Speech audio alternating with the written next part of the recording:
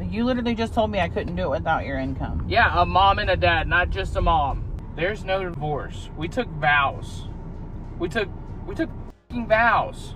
Sometimes it doesn't work out, and we've been in marriage counseling for 2 years. 2 years. Communication just isn't there. You're not communicating bills.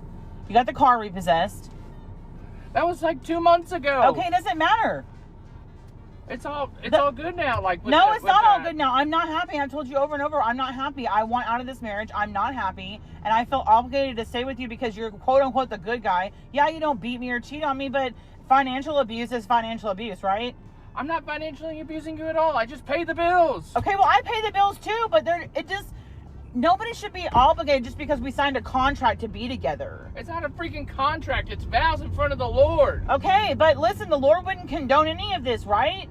The Lord says we shall honor each other through sickness and in health, through richer and poor till death do us part. I don't go cheat on you. I never said you were an or but it seems like the people that you want to be with are the guys who leave you in the C-section room. Okay, but that was my past, okay? So what? I can make it without you. I know you think that I can't. I pay all the bills. I pay bills check. Too. But I pay for the groceries and all the other necessities. The expensive groceries. You make decent money from your views and your cleaning, but not good enough to pay for our house and what we have. Are you kidding me right now? Are you trying to tell me that I can't make it without you? Because let me tell you something, I'll go get a 2-bedroom duplex in the freaking hood and hustle for my money. Every single dollar of it to provide for these kids that are almost grown, by the way. And you didn't even come into the picture until they were 10 anyways. I've raised them, I've instilled my values in them and everything. I think that this is what's not discussed is the fact that just because we signed a contract for marriage that I'm obligated to stay with you. It's not signing a contract.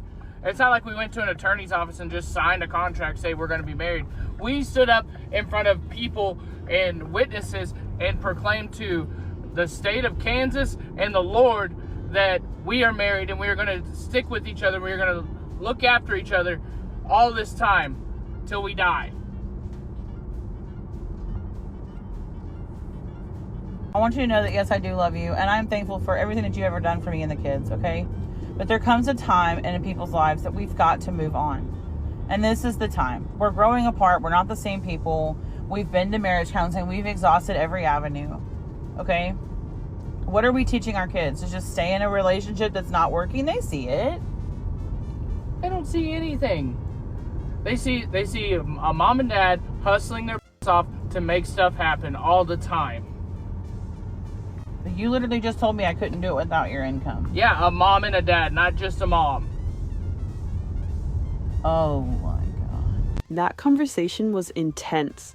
It's clear that they're both feeling the strain of unmet expectations, and they're holding on to completely different beliefs about what marriage and commitment should look like.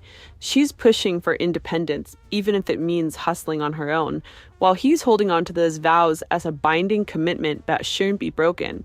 It's a tough situation where it sounds like both want respect, but their views are clashing big time. When you're at Texas Roadhouse and your ex-husband shows up with a side piece. Okay, part 2. So, I was having lunch with a friend, okay, and she saw him walk in. She goes, "Don't look." And I was like, "Bitch, what?" Of course I'm gonna look. Well, it was him and his little side piece. Now, technically, this is still my husband. We are still married. He's been cheating on me with her since January, and now they're just a happy couple. Great. Glad for them. Keep your man because your man's been at my house begging me to give him some. But anyways, our waiter brings the check. And I said, "Actually, you can take mine to my husband and tell him to pay for it." He was like, "Dead ass." And I was like, "Dead ass? Yeah, like, that's my husband. Make him pay for it. You can't pay me child support, but you got Texas Roadhouse money? You can pay for it." So they go and take the check over there to him. And was like, she said, "Hey, your wife," and then she pointed at me, said, "You can pay for this." When I'm telling you, his side jaw hit the fucking floor, she went, "Ew, bitch, you're disgusting. You were fucking my husband in my daughter's bed." Okay, but that's beside. That was a power move right there. Imagine the look on his face when the waiter handed over her check.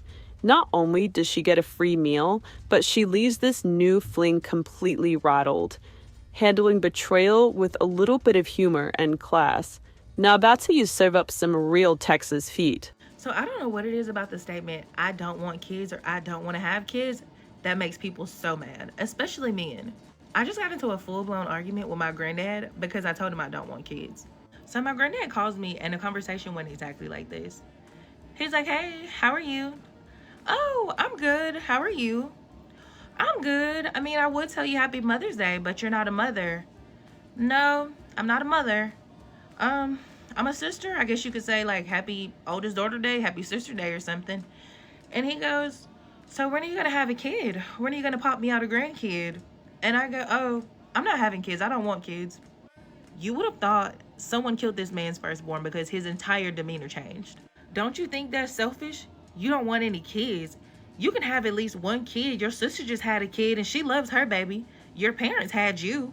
So I'm looking at the phone like, who is this nigga talking to? I'm like, no, I don't think it's selfish.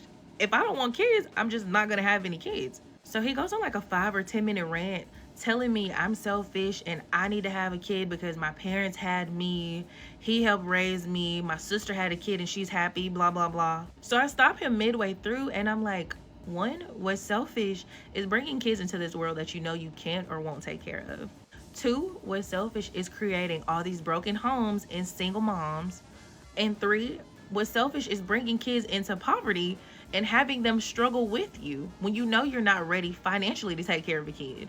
It would be selfish of me to have a kid knowing I'm not physically or emotionally ready. I'm not responsible enough for a kid right now. I can take care of myself, but sometimes I don't even want to do that. So he started fumbling over his words and like he just appalled. And I'm like, I'm not changing my mind. I don't want any kids. I don't owe you an explanation. I don't owe my mom an explanation. I don't owe my dad an explanation. I don't owe anybody an explanation as to how I choose to live my life and why I don't want any kids. If I say I don't want to have any, I just won't have any and that's the end of it. And he's like, well, I guess I just won't ask you no more. I guess I just won't da-da-da. Okay, so don't. It really shocked me because who are you? Who are you to think that you would have so much say-so over my life to be able to tell me I'm selfish? To be able to tell me what I should and shouldn't do?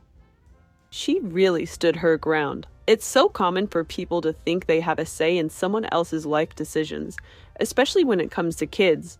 Her granddad clearly had a traditional mindset, but she made some strong points about why it would actually be selfish to bring a child into the world unprepared. It's refreshing to see someone assert their boundaries so confidently.